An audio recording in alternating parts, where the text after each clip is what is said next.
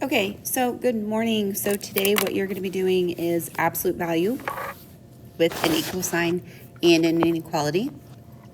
So remember, what we're doing is finding the distance from zero. So remember, you're going to have two solutions. So remember, what we're talking about, those absolute value. If I said the absolute value of x is 10, we're saying when x is at 0, right, at 0, we're going to go 10 in this direction, and we're going to go 10 in this direction. So we have a negative 10 and a positive 10. If I said x plus 1 in the absolute value, and we said it was 5, what happens is that this is no longer at 0. It's actually at negative 1. Because x plus 1 equals 0, so x is negative 1. So we're saying when it's at negative 1, then we're going to move 5 in one direction and 5 in the other direction, right? So if we counted that out, we'd go 1, 2, 3, 4, 5, and so it'd be marked here. And we'd go 1, 2, 3, 4, 5, and it would be marked here. And then remember, this is 0, 1, 2, 3, 4. So x is 4, and then we go negative 2, negative 3, negative 4, negative 5, negative 6. And so x is negative 6. You could also write the equation of x plus 1 equals 5, subtract the 1, so x equals 4. And then our second equation, we could say x plus 1 equals negative 5, because remember, we're going in left and right. And so we subtract the 1, so x is negative 6. So you could also do it that way. So now what we're going to do is we're going to just continue with this process, but we're going to kind of build on it, all right? So let's look at an example. We're going to have d divided by 3, and that's an absolute value. Those are those parallel lines, equals 3. So we're talking about a distance again, so we're going to have our two equations. So our first equation is going to be exactly the same. And then my second equation, my left hand stays the same. And then I have to change this to become a negative 3. Going to multiply by 3 because it's d divided by 3. And so d is 9. Multiply by 3, and d is negative 9. Okay, so what we have been doing is we've had these absolute value symbols. Notice what's happening with them is they're all by themselves, right? There's nothing on the outside here or here. And now what we're going to do is we're going to do a problem where that changes. So the key here is your absolute value symbols have to be isolated before we make our two equations.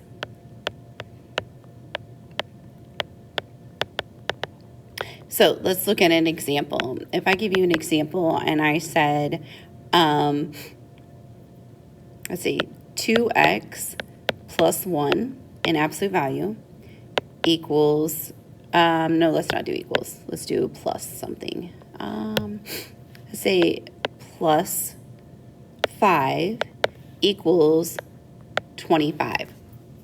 So I have to isolate this first. So I'm going to move the 5 over. That's still an absolute value, equals 20. Now this is what we're used to seeing, right? So we have just the absolute value equals a number. So we're going from this absolute value and it's going in 20 in one way and 20 in the other. So our first equation is 2x plus 1 equals 20. And we'll just solve that just like what we're used to. So we have 2x equals 19, divide by 2, and x equals 19 halves. Or my second equation, not or, and, right? We have 2x plus 1 equals, we're going to do negative 20. So we subtract the 1. And we have 2x equals negative 21, divide by 2, and x equals negative 21 over 2. Okay, so let's look at another one. Let's say I had 3 absolute value of 2x plus 5 plus 10 equals 37. So I want to isolate this first. So I'm going to move this over, subtract my 10, and I get 27. This kind of looks like not a straight line. We're trying to make that a straight line, right? Then I want to divide by 3 because this is multiplying. And so then I have 2x plus 5, and absolute value equals 9. Okay, and so now this is what we're used to seeing. So now I can write my two equations. 2x plus 5 equals 9. And my second equation, 2x plus 5 equals, hopefully we all know, what are we going to say? -9, right? Awesome. Good job. So, and then we're just going to solve. So here we're going to subtract the 5. And so I have 2x equals 4. If I can write. So we have 2x equals 4, right? We're subtracting the 5 so we can get rid of it. Divide by 2, and x equals 2. Subtract the 5 again, and we have 2x equals -14. Divide by 2, and x equals -7. So we have -7 and 2. Okay, and so then the last one we're going to look at that's kind of different than what we're used to seeing is we have 20x in absolute value equals 4x plus 16 in absolute value. So again, absolute value, think of distance. So my first equation is going to be exactly as I have it, and then I'm going to solve. So I'm going to bring the 4x over, combine like terms. So I have 16x equals 16. Divide by 16, anything divided by itself is, hopefully you're going to say 1, right? Then my second equation, I'm going to have 20x. So I'm going to keep that left side the same, I'm going to have 20x equals -4x minus 16. So notice what I did, negative, it was a positive and a positive. So I'm switching it. I'm going to bring this over. I'm going to add 4x, right, because it was a negative. And so now I have 24x equals -16, divide by 24, and x equals -16 24ths. Or if you simplify that, that becomes -2/3. And so remember how you do that. If you forget how to simplify, look at what are your factors, what do they share? Well, they both share an 8. So I could divide an 8 out. And so -16 divided by 8 is -2, and 24 divided by 8 is 3. So x equals -2/3. So these are our two solutions, okay? So you have one problem that looks like that today. Okay, and then, so we talked about those things on Monday, and then on Tuesday we talked about inequalities. So inequalities, remember, are just symbols that replace the equal sign. So if I have y plus 2 in the absolute value symbol, and I said that it is less than 6, we're going to do the same thing. We have to have this absolute value symbol isolated, which it is. So the inequality is going to write it just as it is. Then remember, we're talking about distance, how it compares to 0 still. So it's going in these opposite directions. So we have to have two inequalities.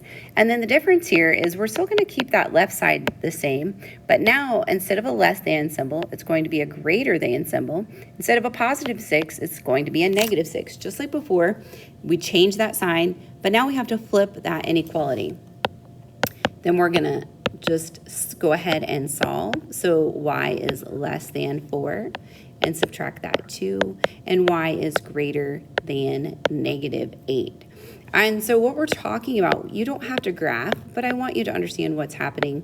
We have our 4, we have our -8, they're open here. We're saying it's less than 4, but it's greater than -8. So it could be any of these numbers in between here, but it can't be -8 and it can't be 4, but it can be any of those numbers in between, and this would be true at the top, okay? Okay, so let's look at another one. Let's say x minus 3 in absolute value is less than or equal to 6. So absolute value symbols are isolated by itself. So I'm going to write my inequality just as is. And then my second inequality, because remember we're talking about distance, I'm going to flip this inequality, and it's no longer a positive. It is going to be a -6. Then I'm going to add the 3 because I'm just going to solve for the variable x, and that becomes 9. I'm going to add the 3, and this is greater than or equal to -3. Okay, now let's look at ones that we've seen today where we went a little further with absolute value. So we're going to say 3 plus r minus 4 is less than 0. So I want to isolate this. So I want to move the 4 over. 3 plus r is less than 4. Now I can write my inequality. 3 plus r is less than 4. And then my second one is 3 plus r. Again, I have to flip the less than to greater than, and it's going to become -4. And then we're just going to solve. So subtract the 3, r is less than 1. Subtract the 3. Notice we're doing the same process, but we get different answers because we have, sorry, that's kind of sloppy there. We get different answers because we've changed the sign, right? We changed this sign over here to a -4, and then we also flipped the inequality, okay? So let's do one more.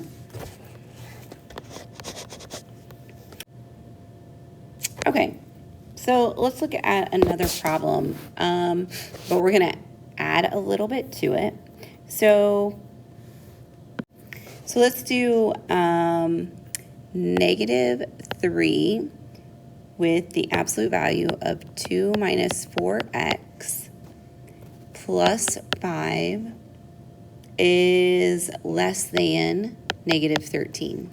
So I'm going to subtract the 5 because remember, I want to isolate this right here, okay? So I'm going to subtract the 5 and we get -3. Absolute value of 2 minus 4x is less than -18. Okay, and then we are multiplying that -3, so we want to divide by a -3. As soon as we divide by a negative, who remembers what we have to do with that inequality? Yes, we have to flip it. And so now we have our 2 equations that we can use, right? Because we have the absolute value symbol isolated. So we have 2 minus 4x is greater than 6. That's our first equation. And then our second equation is 2 minus 4x is less than -6. So I can write that in a different color, right? Less than -6. And so then we're going to solve. So I'm going to subtract the 2 is 4, divide by a negative. Oh no, we're going to divide by another negative. Goodness. So we have x is less than -1. And then we're going to subtract the 2, do the exact same thing, and we get -8. Divide by a negative. Oh no, we're going to have to get rid of, flip our inequality again like we did again. And then we get x is greater than 2. And so then our 2 solutions are x is less than -1 and x is greater than 2. Okay, so your solutions for today, 14. You should have gotten x equals -13 and x equals 13. You have to show work on some of these, okay? 16, you should have gotten q equals -6 and q equals 22.